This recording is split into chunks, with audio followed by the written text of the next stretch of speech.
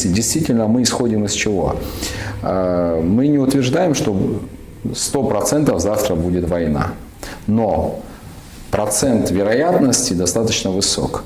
Нас учили в школе, в университете таким образом, что если есть один из сценариев самый плохой, его надо брать за основу. Особенно, когда это касается безопасности страны, безопасности народа. Поэтому, исходя из этого, и мы призываем и говорим о том, что сейчас приоритет номер один – это приоритет, который обеспечит наше безопасное существование на десятилетия вперед. И если мы говорим о безопасности, эту безопасность невозможно обеспечить в условиях, когда есть внутреннее политическое иное противостояние. Поэтому мы считаем, я тоже присоединяюсь к этому мнению, что сейчас не время для вот этих политических склок, игр. Необходимо сплотить общество, и приоритет номер один – это самооборонная защита.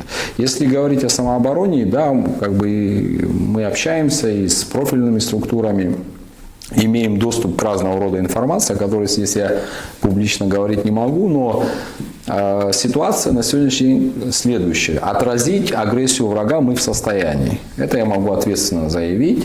Наша готовность к тому, что если на нас нападут, выстоять мы сможем. Но мы не готовы на том уровне, чтобы на нас даже нападать никто не думал. Это разный уровень подготовки. Мое мнение, что мы можем сделать еще дополнительные шаги, которые позволят нам полностью обеспечить нашу безопасность при разного рода стечении обстоятельств или прогнозов. То есть и враг даже и помыслить не должен нападать на нас. Что касается Грузии, я там тоже сказал, мы не настроены враждебно кому-либо.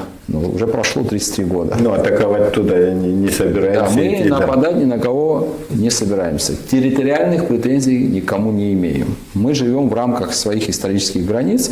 Мы, суверенное независимое государство, открыты к нормальному, полноценному, справедливому диалогу. Есть прецедент Косово и Сербия. Да, у них там до сих пор конфронтационные отношения, но тем не менее есть торговые отношения. Для Косово Сербия является страной экспорта номер один. То есть есть какие-то каналы общения при посредничестве Евросоюза и так далее. Там время от времени они заходят в тупик, но тем не менее, да, такого рода условно стабильность она достигнута. Опять же, мы не настроены с кем-то воевать, мы не хотим войны, но готовиться к войне нужно, потому что то, что происходит в мире вокруг нас, я думаю, что сегодня не надо быть экспертом, чтобы понимать, что ситуация выходит полностью из-под контроля.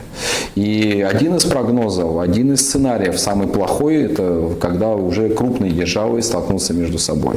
На таком среднесрочном горизонте 2-3 года многие эксперты говорят о том, что может быть прямое противостояние между Европой и Российской Федерацией, нашим союзникам. Сегодня, вчера и завтра Россия является гарантом нашей безопасности, но когда страна вовлечена в крупномасштабный конфликт, наша